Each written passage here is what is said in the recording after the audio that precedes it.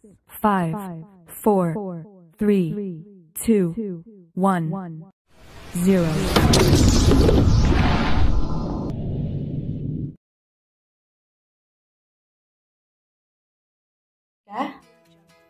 Alhamdulillah, kita bertemu lagi dalam pembelajaran daring muatan pelajaran Bahasa Indonesia.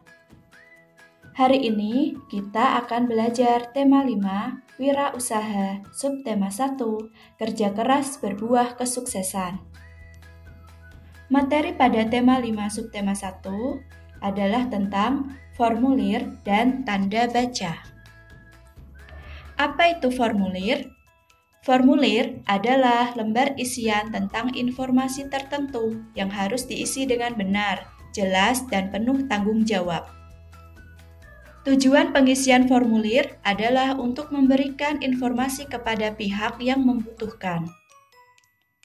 Jenis formulir diantaranya formulir pendaftaran, daftar riwayat hidup, kartu anggota, slip tabungan, kartu pos, pengiriman barang, lembar ujian, dan daftar riwayat hidup.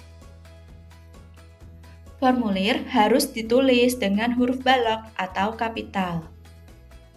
Formulir tidak boleh kotor dan penuh dengan coretan. Informasi yang ada dalam formulir biasanya meliputi nama lengkap, tempat tanggal lahir, jenis kelamin, alamat, umur, dan keterangan penting lainnya.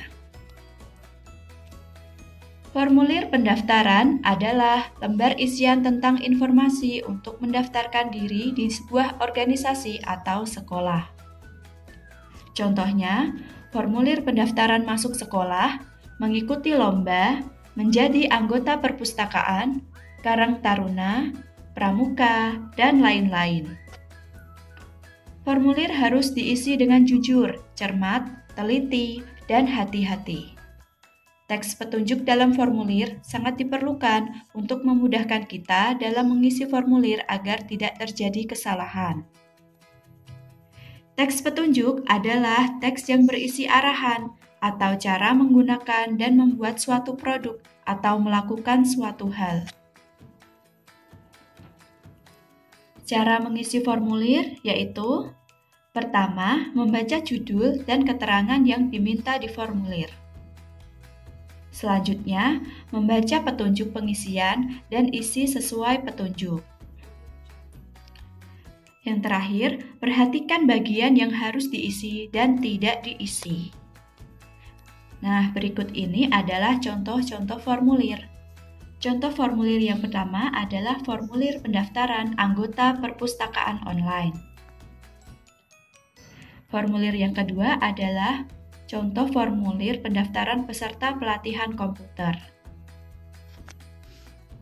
Nah, yang terakhir adalah contoh formulir pendaftaran kartu anggota perpustakaan universitas.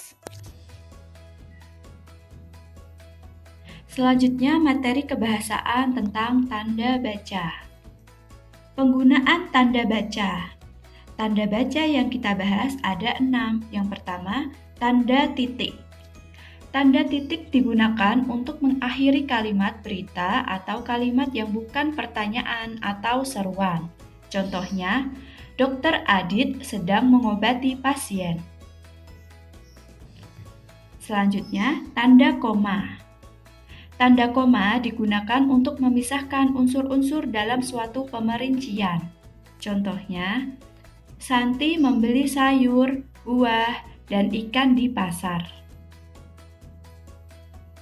Yang ketiga, tanda hubung.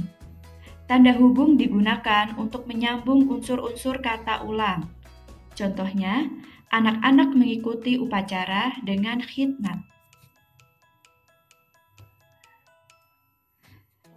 Tanda baca selanjutnya adalah tanda petik.